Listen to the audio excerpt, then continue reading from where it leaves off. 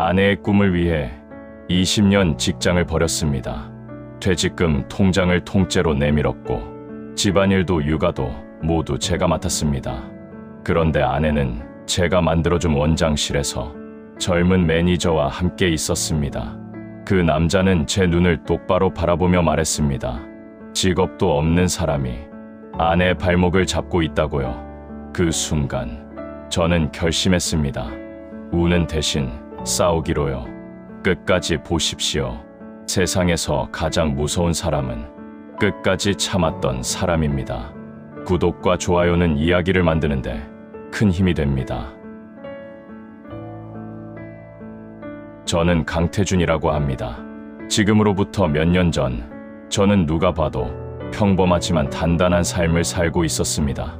25에 공직에 발을 들인 후 거의 20년 가까이를 한결같이 그 자리를 지켜온 터라 주변에서는 저를 성실하고 믿음직스러운 사람이라고들 했습니다. 월급이 넉넉하지는 않았어도 매달 꼬박꼬박 들어오는 안정적인 수입 덕분에 우리 가족은 서울 외곽의 작은 아파트에서 크게 부족함 없이 살아가고 있었습니다. 아내 선희는 한의대를 졸업하고 면허까지 취득한 실력 있는 사람이었지만 첫째 아이를 낳은 뒤로는 육아와 가사를 이유로 개원을 줄곧 미뤄왔습니다. 저는 그런 선희가 언젠가는 자신의 꿈을 마음껏 펼칠 수 있도록 기꺼이 도와주고 싶다는 마음을 늘 품고 살았습니다. 아이들은 씩씩하고 건강하게 잘 자라주었고 주말이면 온 가족이 밥상 앞에 둘러앉아 함께 웃음꽃을 피우던 그 시절이 제 인생에서 가장 빛나던 순간이었다는 것을 지금에야 비로소 깨닫게 됩니다. 그 소박하고 따뜻하던 일상의 한순간에 산산이 무너져 내리리라고는 그때의 저는 조금도 짐작하지 못했습니다. 그 모든 것이 달라지기 시작한 건 선희가 처음으로 한의원 이야기를 꺼내던 어느 봄날 저녁부터였습니다. 선희는 평소와 달리 유독 다정하게 저의 손을 잡더니 이제는 본인도 무언가를 해보고 싶다고 조심스럽게 운을 뗐습니다. 아이들도 어느 정도 컸으니 때가 됐다는 것이었습니다. 처음에 저는 그 말을 흘려들었습니다. 개원 비용이 만만치 않다는 것을 잘 알고 있었기 때문입니다. 그런데 선희의 설득은 그날 이후로 조금씩, 그러나 꾸준하고 집요하게 이어졌습니다.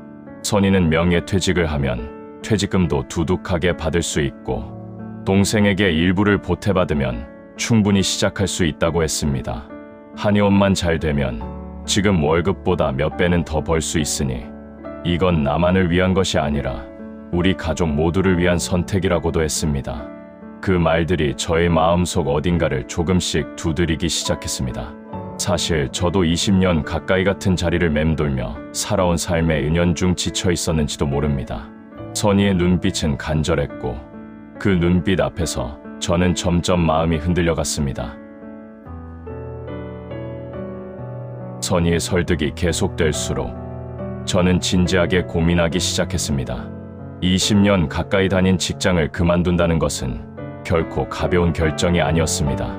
안정된 공직을 버리고 나면 실패했을 때 다시 돌아갈 곳이 없다는 것을 저는 너무도 잘 알고 있었습니다. 그래서 처음 몇 달간은 계속 망설였습니다.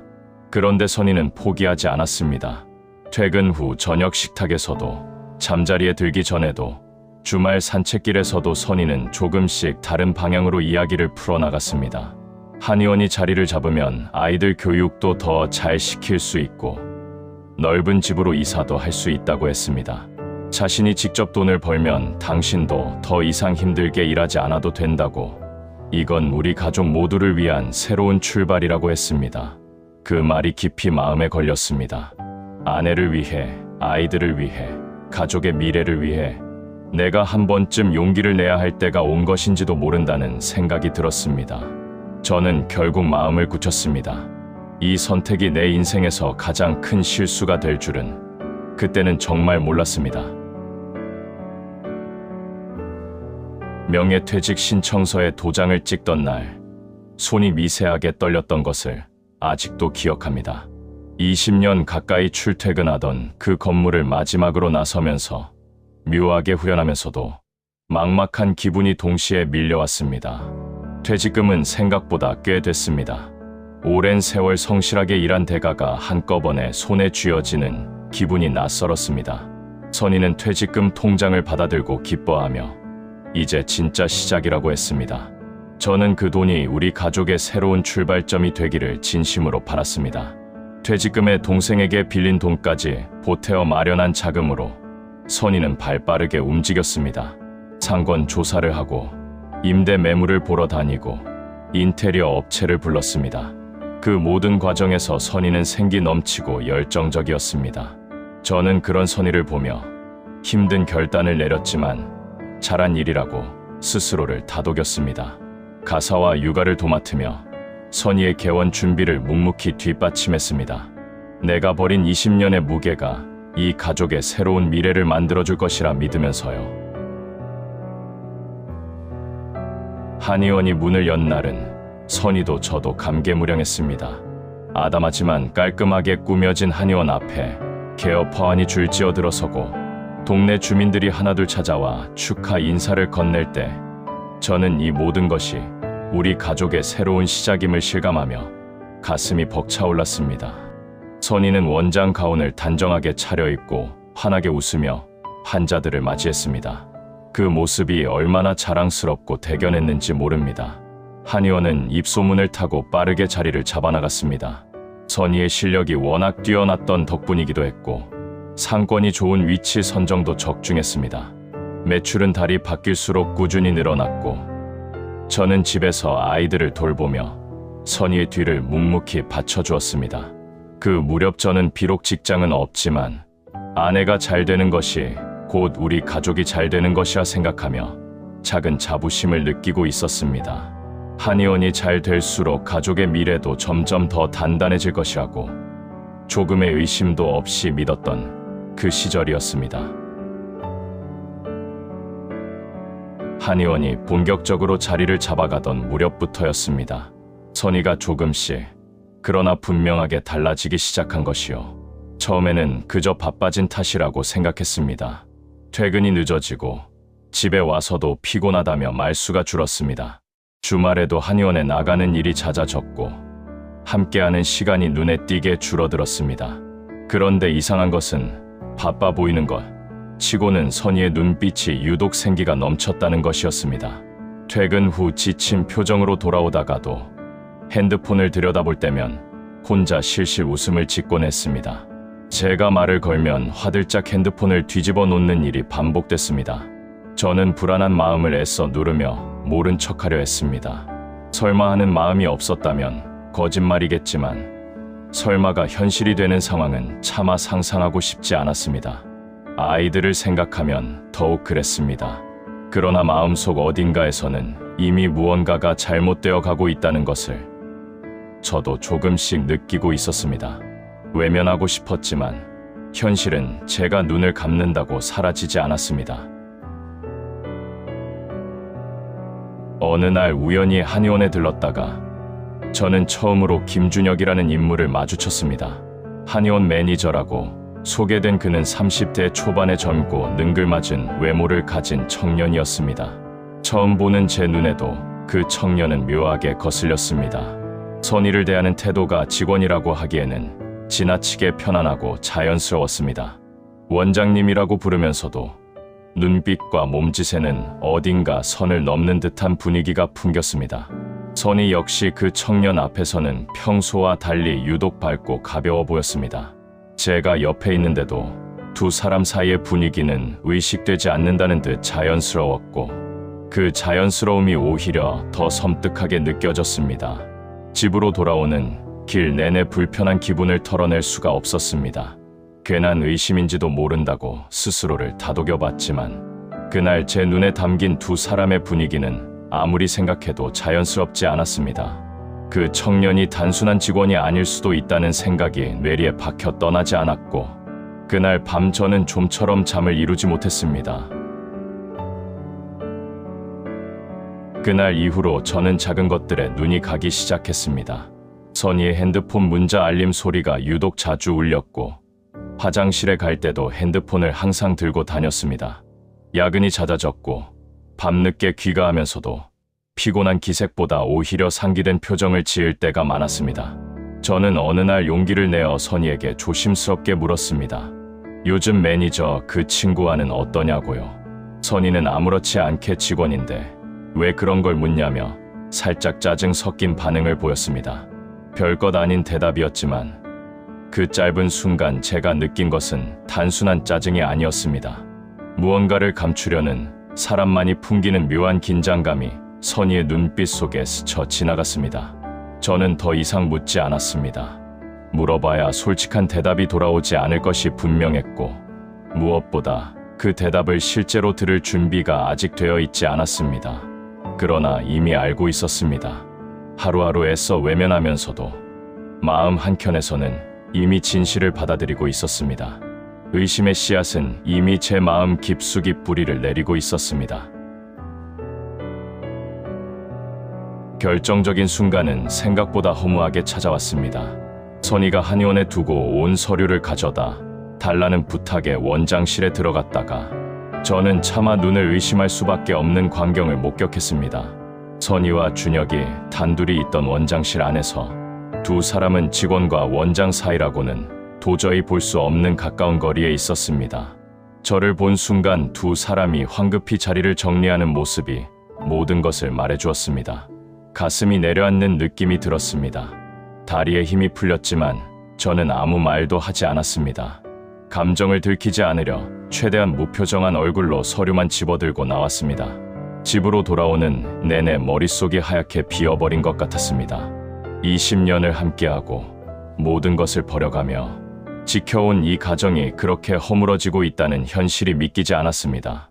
슬픔인지 분노인지 모를 감정이 뒤엉켜 저는 그날 밤 홀로 방 안에서 오래도록 아무것도 하지 못한 채 앉아 있었습니다. 그 정적 속에서 저는 무언가를 결심하기 시작했습니다. 며칠 후 준혁이 저에게 직접 연락을 해왔습니다. 만나서 할 말이 있다는 것이었습니다. 반신반의하면서도 약속 장소에 나간 저에게 그는 대단히 뻔뻔하고 당당한 태도로 선희 씨는 이미 마음이 떠난 것이라고, 직업도 없이 아내 등에 기대어 사는 사람이 선희 씨의 발목을 잡고 있는 것 아니냐고 말했습니다. 그 말을 듣는 순간 저는 말로 표현할 수 없는 굴욕감을 느꼈습니다. 아내의 꿈을 위해 안정된 직장을 스스로 내려놓고 집안일을 도맡으며 묵묵히 버텨온 세월이 한 청년의 입에서 이런 식으로 표현될 줄은 몰랐습니다. 더욱 충격적인 것은 그 자리에 선희도 나와 있었다는 사실이었습니다. 선희는 준혁의 말을 말리지도 부정하지도 않았습니다. 오히려 조용히 이혼을 생각해보라는 말을 덧붙였습니다. 명예퇴직을 권유한 사람이 바로 자신이라는 사실은 이미 까마득하게 잊은 듯했습니다. 저는 그 자리에서 더 이상 아무 말도 하지 않았습니다. 그 순간 슬픔은 거치고 제 안에서 단단하고 차가운 무언가가 천천히 올라오기 시작했습니다. 집으로 돌아온 저는 밤새 잠을 자지 못했습니다. 창밖에 어둠이 걷히고 동이 트기 시작할 무렵 저는 드디어 결심했습니다.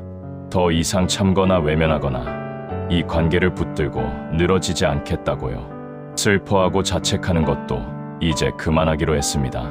대신 저는 냉정하게 생각하기 시작했습니다. 내가 지금 가진 것이 무엇인지, 그리고 내가 할 수 있는 것이 무엇인지를요. 그러자 하나씩 정리가 되기 시작했습니다. 한의원 건물의 임대 보증금, 핵심 의료 장비, 구입비, 초기 운영 자금 모두가 제 명예퇴직금과 제 동생에게 빌린 돈으로 마련된 것이었습니다. 명의도 대부분 저로 되어 있었습니다. 그것은 선희와 준혁이 미처 생각하지 못하고 있는 부분이었습니다. 저는 그동안 너무 순하게, 너무 착하게만 살아왔는지도 모른다는 생각이 들었습니다. 하지만 이제는 달랐습니다. 내가 지금부터 움직이면 두 사람이 당연하게 기대고 있는 이 모든 토대를 단번에 흔들 수 있다는 것을 직감했습니다. 저는 조용히 그러나 단단하게 움직이기로 결심했습니다. 다음 날부터 저는 철저하게 감정을 숨겼습니다. 집에서는 아무 일도 없는 척 평소와 다름없이 행동했고 선희에게도 내색하지 않았습니다. 그러면서 저는 조용히 동생에게 전화를 했습니다. 법무사인 동생은 제 이야기를 듣자마자 형 뜻대로 하자며 즉시 변호사를 연결해 주었습니다. 변호사와 첫 면담을 마치고 나서 저는 비로소 내가 어떤 방향으로 싸워야 하는지 윤곽이 잡혔습니다. 우선 두 사람의 불륜을 입증할 증거가 필요했습니다. 그리고 선희가 한의원 운영 과정에서 준혁에게 따로 건넨 자금의 흔적도 추적해야 했습니다. 한의원 직원들 중에는 두 사람의 행각을 불편하게 지켜보던 이들이 있었습니다. 저는 그들과 조심스럽게 접촉하기 시작했습니다. 오랜 시간 묵묵히 뒷바라지를 해왔던 제가 직접 얼굴을 내밀자 양심적인 직원들은 생각보다 기꺼이 마음을 열어주었습니다. 증거들이 하나둘 모이기 시작했습니다. 저는 서두르지 않았습니다. 제대로 준비가 됐을 때 단 한 번의 결정타를 날리겠다고 다짐하며 조용히 그날을 기다렸습니다. 직원들로부터 넘겨받은 자료들은 예상보다 훨씬 충격적이었습니다. 두 사람이 함께 찍힌 사진과 영상뿐만 아니라 준혁의 개인 계좌로 정기적으로 입금된 한의원 자금 내역서까지 확보할 수 있었습니다. 선희가 한의원 수익 일부를 몰래 준혁에게 빼돌리고 있었던 것입니다. 이는 단순한 불륜을 넘어 횡령에 해당하는 명백한 범죄 행위였습니다. 변호사는 증거를 검토한 뒤 이 정도면 민사와 형사 양쪽으로 동시에 진행할 수 있다고 했습니다.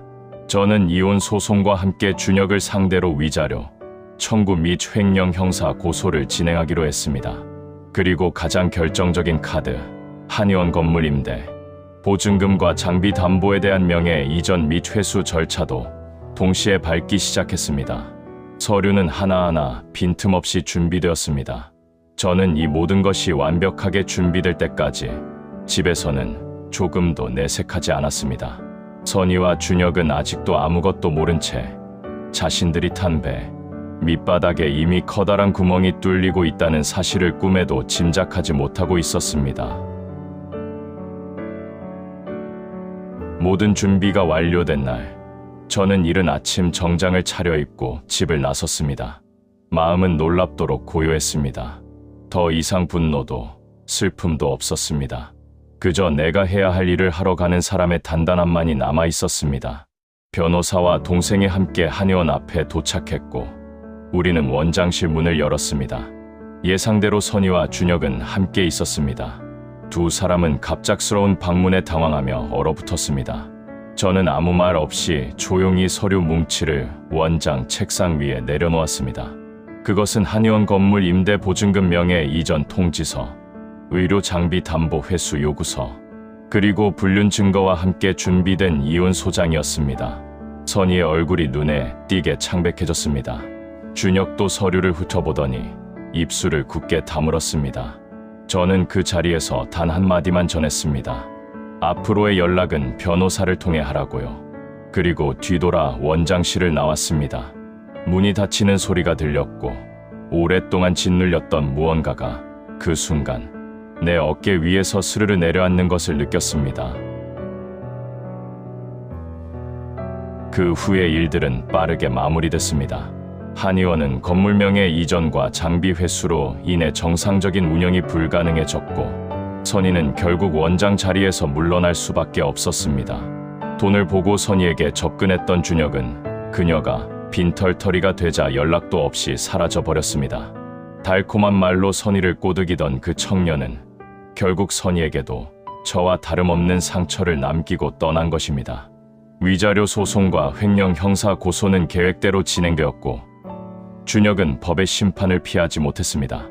이혼은 선희에게 유리한 조건 없이 마무리되었습니다. 저는 두 아이의 손을 잡고 새로운 집에서 새로운 생활을 시작했습니다. 처음에는 막막하고 두렵기도 했지만 시간이 지날수록 오히려 마음이 가벼워졌습니다. 내 이름으로 일을 시작하고 내 속도로 살아가는 것이 이렇게 홀가분한 일인지 처음 알았습니다. 누군가에게 이 이야기를 꺼내는 지금도 저는 후회하지 않습니다. 진정한 복수는 상대를 무너뜨리는 것이 아니라 내가 다시 행복해지는 것이라는 것을 저는 이제 온몸으로 알고 있습니다.